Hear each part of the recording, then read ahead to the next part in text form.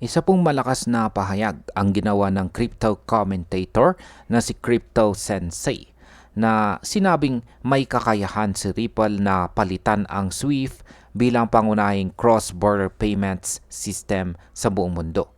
Sa kanyang video, ipinaliwanag po niya kung paano po makakatipid ang mga bangko ng daang-daang milyong dolyar at bakit po magiging malinaw sa mga board ng mga institution na mas kapaki-pakinabang ang paggamit ng Ripple.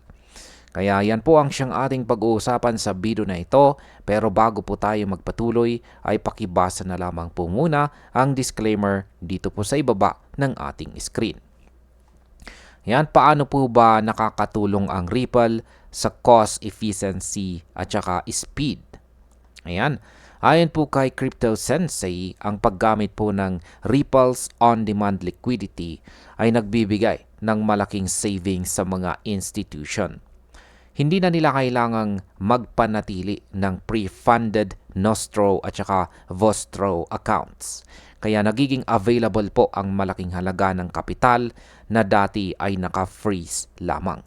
Bukod dito, ang settlement po ng transactions gamit si Ripple ay nagaganap sa loob lamang ng ilang segundo, kumpara po sa matagal na proseso ng traditional na sistema.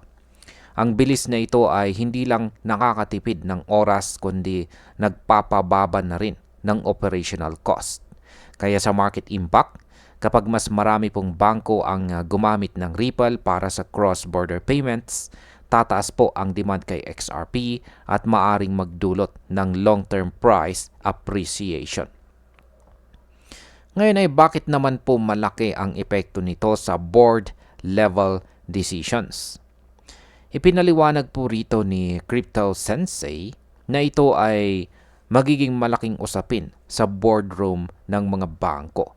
Kapag ikinumpara po ang pagpapatuloy sa SWIFT na may dagdag na milyong-milyong gastos kontra sa paglipat sa mas mabilis at mas murang sistema ni Ripple, malinaw kung alin po ang pipiliin. Sinabi rin niya na kung may mga executive na pipilitin pa ring manatili si SWIFT, tiyak po na makakatanggap sila ng pagtutol mula sa board dahil hindi po praktikal ang ganoong desisyon. Sa market impact, ang ganito pong uri ng argumento ay maaaring magbukas ng mas malawak na adoption dito kay XRP, at kapag nangyari po ito, tataas ang presyo at liquidity sa market. Gaano naman po kalaki ang savings na maaaring makuha ng mga bangko? Binigyang diin din ni Crypto Sensei na ang savings mula po sa paggamit ng Ripple ay aabot sa hundreds of millions of dollars kada taon. Hindi lamang ito pagtitipid, kundi nagbibigay din ito ng flexibility dahil magagamit po ang kapital sa mas kapaki-pakinabang na paraan.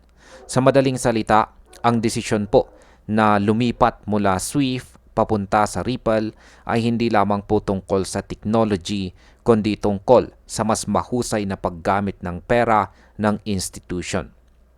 Sa market impact, kapag nakumbinsi ang mas maraming institution sa ganitong savings, maaari pong magkaroon ng malakas na adoption wave na magtutulak kay XRP sa mas mataas na presyo sa mid to long term. Ayan. Bilang panghuli, ang opinion ko naman tungkol dito ay malinaw na ang argumento ni Crypto Sensei dito ay nakabatay po sa matibay na logic.